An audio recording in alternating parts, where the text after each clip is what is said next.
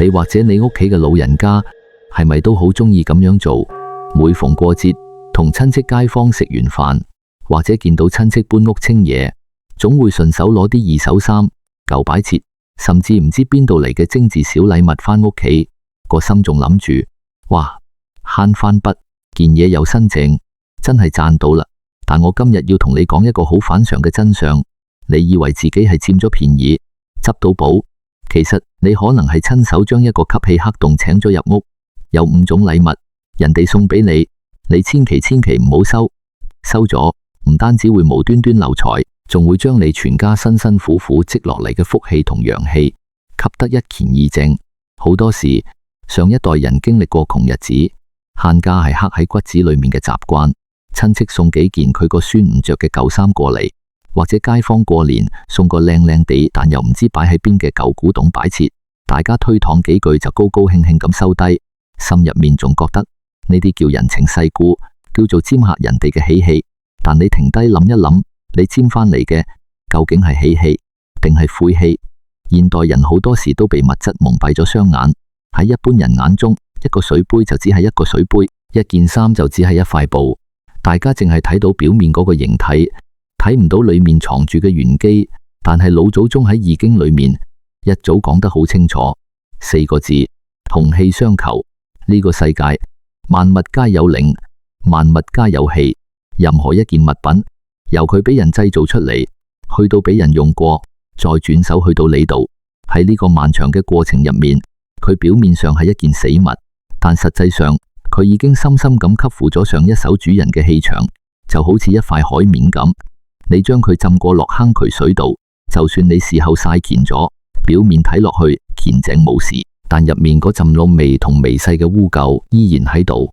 當你將呢塊海綿帶返屋企，放喺你最乾淨嘅清水入面，你兜清水自然就會俾佢慢慢污染。你以為你收埋喺屋企客廳嘅只係一個靚靚地嘅二手擺設，錯啦！你請入屋嘅係一個帶有其他人執念、病氣或者陰氣嘅能量載體。大自然嘅規律係點？水向低流，氣場都係一樣。強烈嘅磁場會吞噬微弱嘅磁場。如果你或者你屋企人本身陽氣唔算特別猛，運勢平平，你無端端擺件帶有極強陰煞之氣嘅死物入屋，佢就會好似一部超級食電嘅舊雪櫃咁，日日夜夜喺你間屋度漏電。你每個月交電費，睇到條數狂飆先發覺肉痛，但你根本唔知啲電係喺邊度漏走。你嘅身體，你屋企嘅運勢都係一模一樣。你嘅屋企係你休養生息、儲存精氣神嘅寶庫。你將啲三唔識七、帶有煞氣嘅物件放喺身邊，就等於破壞緊你屋企嘅磁場，打亂你全身嘅陰陽平衡。中醫成日講，陰陽一亂，氣就唔聚，氣唔聚，財就漏，元氣一漏，病痛就跟住嚟。我見過太多人成日身話無端端周身痛，睇醫生又揾唔到病因，又或者屋企人無端端脾氣暴躁，日日家嘈屋閉，甚至係做生意、打工，明明傾好嘅單都會臨門一腳甩撈。你以為係自己黑仔，你去四圍求神拜佛，但點求都唔順。其實唔係天唔保佑你，可能只係因為你屋企櫃桶底或者床頭邊收埋咗一啲根本唔應該收嘅人情，你親手引狼入室，神仙都救你唔到。你聽完可能會覺得講到咁遠，送份禮物邊有咁嚴重啊？你唔好急住唔信。接下來我要點名嘅呢5種禮物，絕對係斬斷福氣嘅利刃。只要你屋企而家有，或者遲啲有人想送俾你，你一定要即刻學識拒絕，唔好等到身心俱疲、福氣乾骸嗰陣先嚟後悔。到底係邊5種嘢咁惹邪？我哋講下第一種絕對唔可以隨便收嘅禮物。呢一種亦係斬斷屋企和氣同福氣最快嘅一種，就係尖順嘅利器。你可能會諗，利器邊有人會無端端送把刀俾人㗎？其實大把。你諗下，而家好多朋友見你搬新屋入伙，為咗送得體面又實用，好鍾意去百貨公司買一套名貴嘅進口廚房刀具套裝，又或者係一啲裝飾用未經開光嘅鎮宅寶劍。送嗰個覺得好實用，收嗰個覺得好名貴，擺喺廚房或者客廳閃閃發亮。糊塗啊！喺八卦同五行裏面，刀劍利器屬乜嘢？屬金。而且唔係普通嘅金，係帶住肅殺之氣嘅凶金。人哋將一把刀送俾你，呢樣嘢喺傳統風水同民間習俗裏面叫乜嘢？叫做一刀兩斷。送利器俾你，就係喺無形之中割裂你哋之間嘅情分。但呢個仲未係最嚴重，最嚴重嘅係對方將呢股肅殺之氣完完全全轉移咗入你嘅屋企。我哋從中醫嘅角度去睇，人體嘅肝臟係屬木嘅，木主生發，主理我哋嘅情緒同脾氣。你間屋本來好地地，突然間擺咗一套帶有強烈殺氣嘅金入嚟，五行相契，金近木，你屋企人嘅肝氣就會受到嚴重嘅壓抑同切割。你留意下嗰啲屋企亂咁擺放刀劍，或者啱啱收咗呢類禮物嘅人，係咪脾氣會突然間變得好暴躁？本來兩公婆好恩愛，突然間為咗啲芝麻綠豆嘅小事喺屋企大吵大鬧，啲細路仔又無端端好騰爭，唔聽話。呢啲就係所謂嘅殺氣衝腦。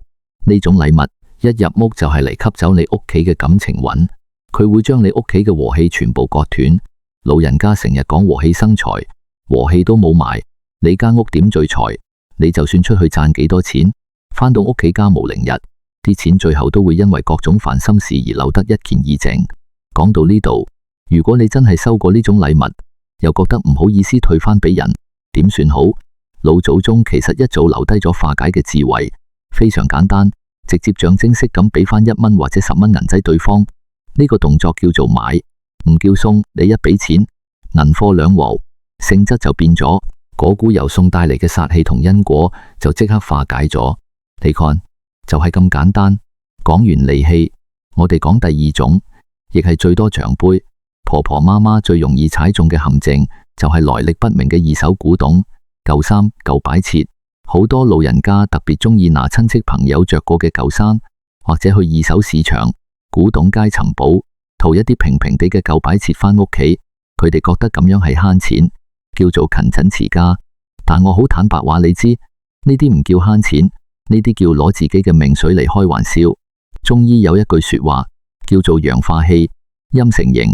一件衫、一個古董花樽，只要曾經有人日日用過着過，佢就會深深咁吸附咗嗰個人嘅氣場同微細物質。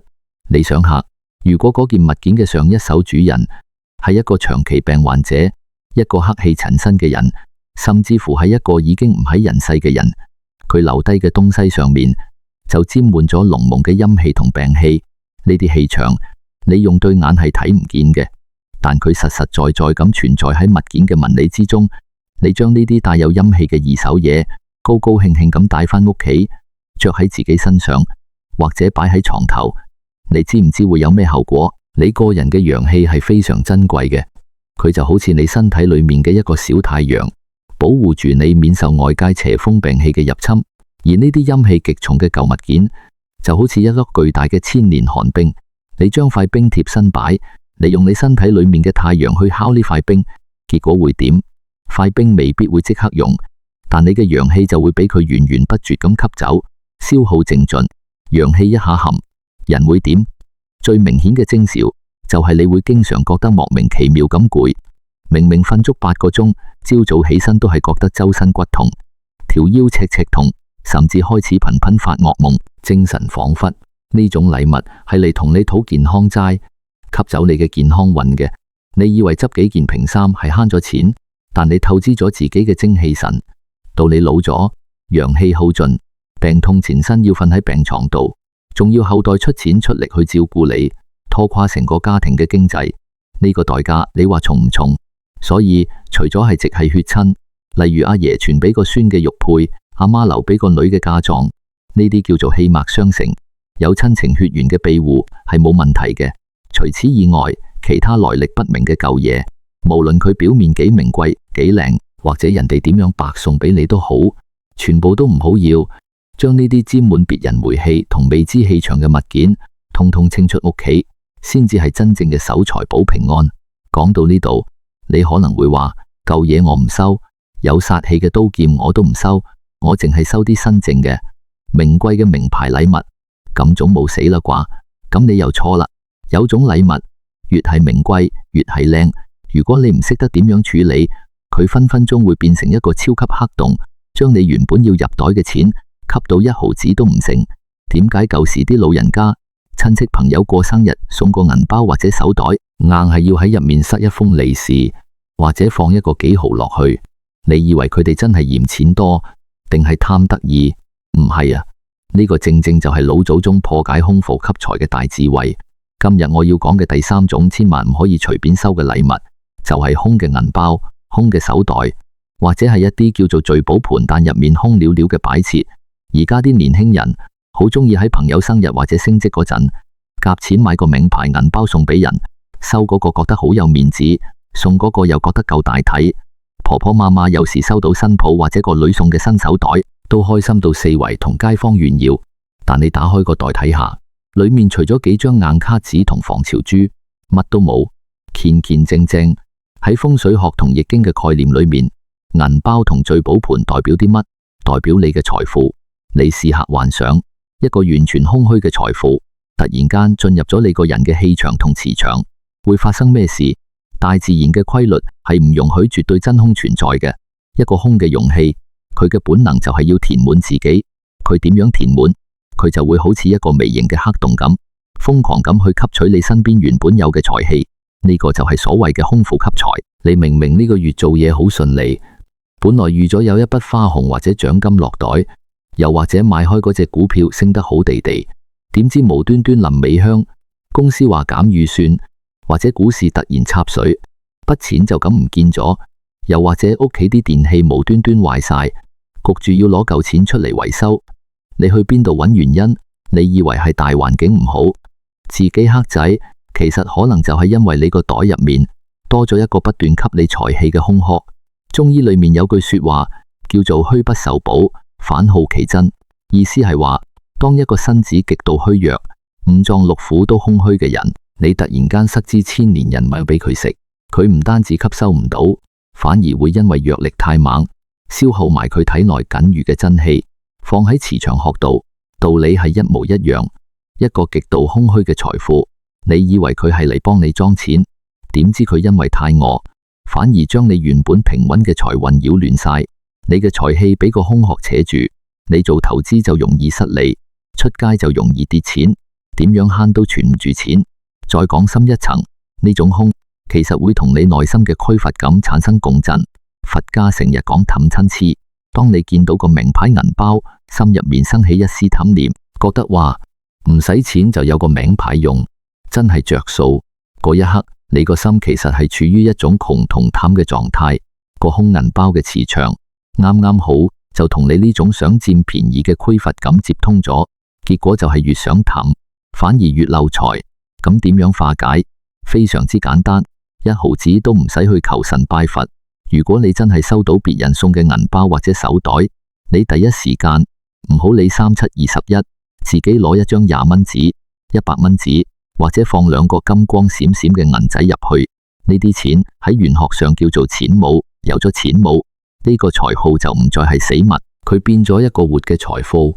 佢有咗底氣，就唔會再去吸你身上嘅財氣，反而會利用錢母嘅能量去幫你生財聚財。你看舊時啲阿爺阿嫲雖然未必識講大條道理，但佢哋嘅生活智慧早就將呢啲風水陷阱化解咗。反而係現代人下下講西方科學，送個銀包空了了，難怪啲錢左手交右手，永遠坐唔落。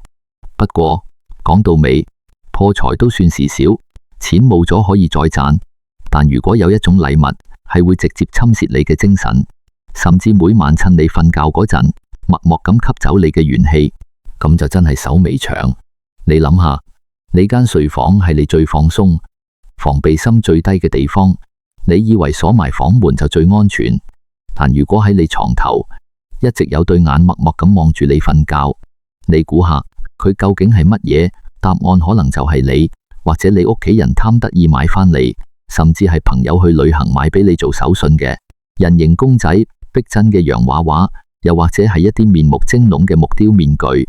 呢個就係第4種絕對唔可以隨便收，亦唔應該留喺屋企嘅禮物。而家網絡發達，好多人去外國旅行，中意買啲當地特色嘢，見到個原住民木雕好特別，或者見到個手工公仔好精緻，就買返嚟送俾親戚朋友。瘦嗰個又覺得好有異國風情，順手就擺喺客廳飾櫃，或者直接放喺睡房床頭。喺易經同傳統風水學入面，有一句話叫形以聚氣。呢個世界好公道，有乜嘢形狀就會招惹乜嘢氣場。只要係有咗人形嘅嘢，甚至係雕刻得特別生動傳神嘅死物，佢就最容易吸引乜嘢？最容易吸引游離喺空間入面嘅陰性磁場。點解舊陣時啲老人家成日叫啲細路唔好玩埋啲五顏六色嘅假人公仔，夜晚一定要收埋入櫃？因為人係有靈氣嘅，當一件死物做得太似人，佢個形就會好似一間空置咗好耐嘅吉屋咁。大自然入面有好多微弱嘅無主嘅磁場，一見到呢啲吉屋就會好容易招惹佢哋去入伙。你間睡房係你每日瞓覺休養生息、陽氣最內斂、防備心最低嘅地方。你喺床頭擺一個逼真嘅娃娃，或者喺對正張床嘅牆上面掛一個面目精龍嘅面具。夜晚陰氣最重嘅時候，呢啲物件就會變成陰性磁場嘅載體。你試下幻想一個畫面，你瞓緊覺嗰陣，成個人嘅防禦力係零，嗰對假眼就喺床頭或者牆角望住你。人嘅潛意識係好敏感嘅，就算你合埋眼，你嘅腦電波、你嘅精神氣場都會感覺到有種唔舒服嘅注視感。長年累月咁樣互相干擾，你嘅陽氣就會不知不覺咁流失。你試下回想，屋企如果擺咗呢啲嘢，或者啱啱收咗呢類禮物，係咪成日會有啲莫名其妙嘅鬼壓床？明明個腦醒咗，但手腳喐唔到，又或者睡眠極淺，少少聲就醒，發啲奇奇怪怪走唔出嚟嘅噩夢。日頭起身，個人精神恍惚，好似行屍走肉咁。你以為自己壓力大，其實可能係因為屋企呢啲小人太多，晚晚喺度擾亂緊你嘅神智。中醫有句好出名嘅話，叫做得神者昌，失神者亡。呢度講嘅神唔係天上嘅神仙，而係你個人嘅精氣神，即係你靈魂嘅活力。你嘅精氣神俾呢啲人形物件晚晚咁樣無形消耗，吸乾吸淨。你照黑鏡，你嘅印堂就會發暗，成個人睇落去面如死灰，對眼一啲光束都冇。你想下，好運同財神又點會降臨到一個連神氣都冇埋、死氣沉沉嘅人身上？再講深一層，呢啲恐懼同不安，其實有部分係你自己個心生出嚟嘅。佛家講一切唯心造，當你半夜醒嚟，望見個面具或者公仔嘅陰影，你心入面生出一絲怯意，你嘅恐懼就會同佢產生共振。你越驚，你散發出嚟嘅能量就越弱，反而變相喺度養緊呢啲死物嘅氣場。所以聽我講，嗱聲返去檢查黑屋企啲角落頭嗰啲奇形怪狀嘅雕像、來歷不明嘅二手畫畫，甚至係過於逼真嘅人形擺設，唔理佢幾貴，邊個送，全部入落黑色垃圾袋，乾乾淨淨、大大方方咁掟出門口，屋企清爽，冇咗嗰啲神神怪怪嘅注視，人嘅心神先會安寧，精氣神先會聚得返埋。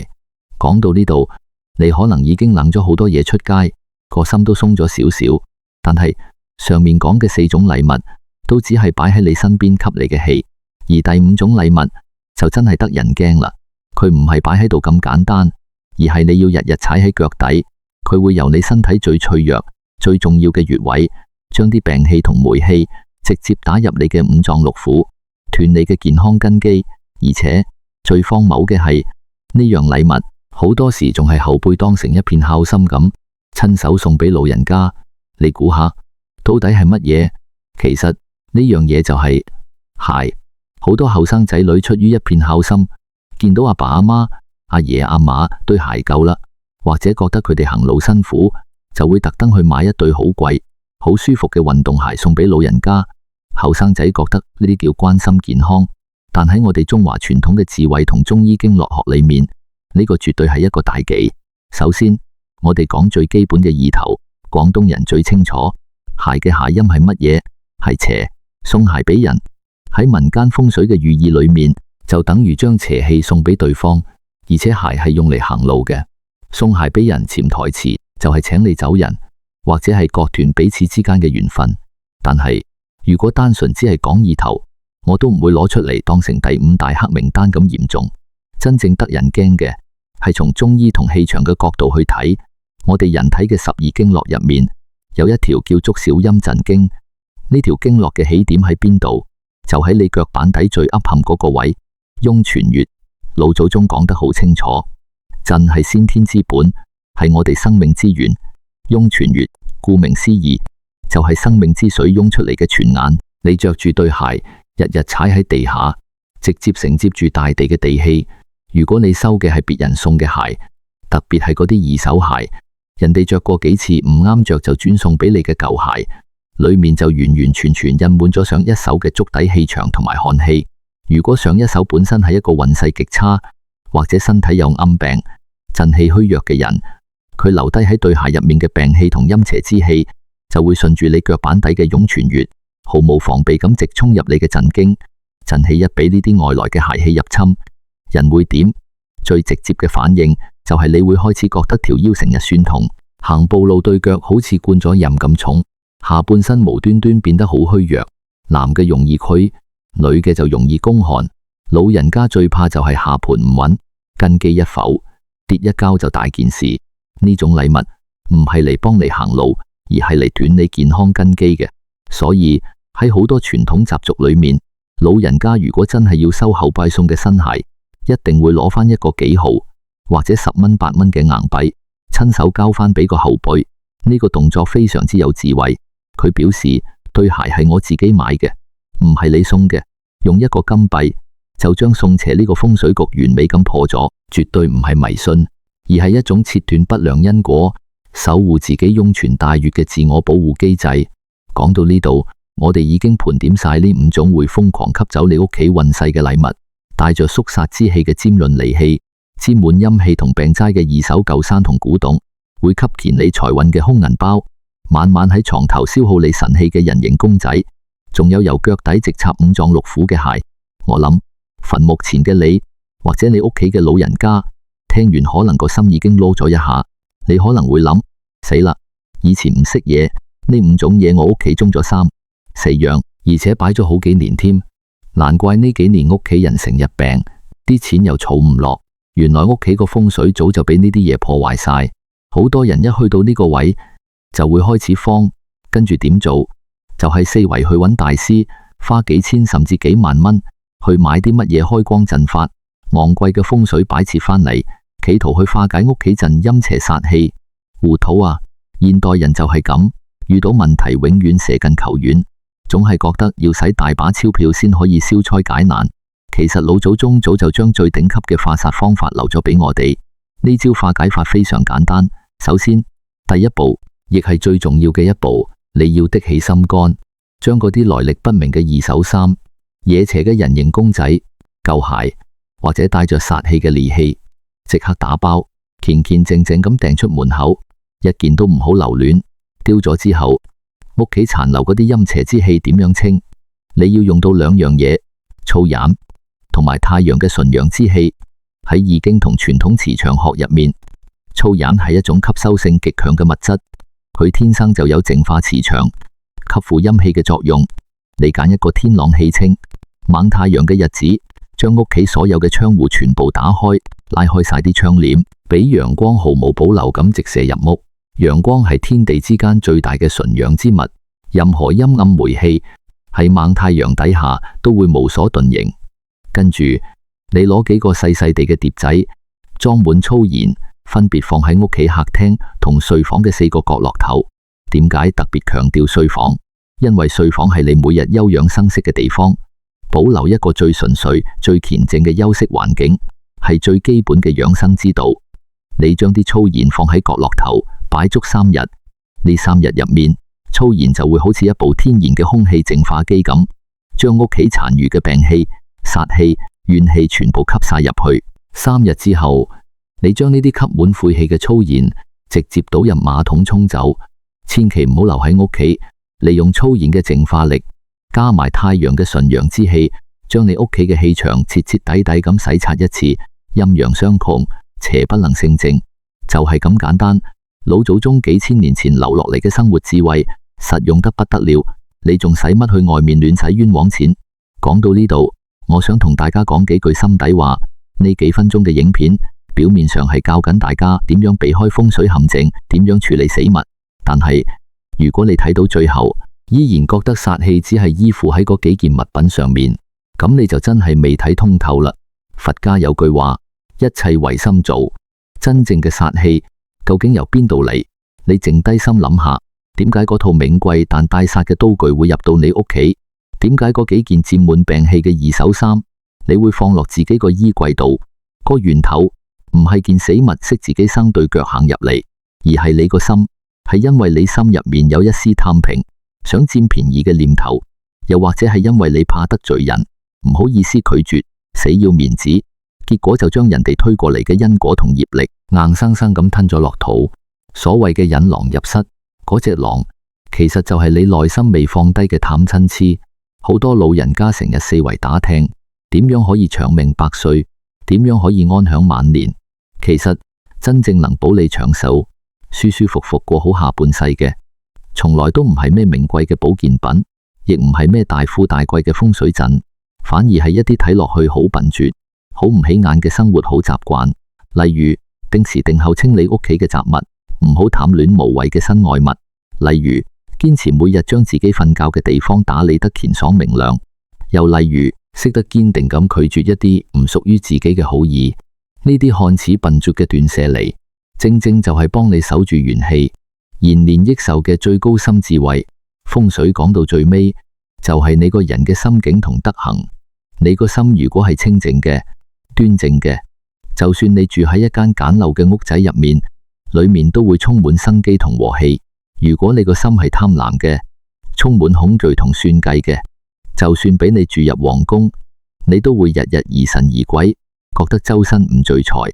所以我哋老祖宗成日講要建立家規，要傳承德行，真正傳俾子孫後代嘅無價寶，唔係一堆二手古董或者金銀珠寶，而係教識佢哋點樣順應天地自然嘅規律，點樣保持一顆清明唔貪求嘅心。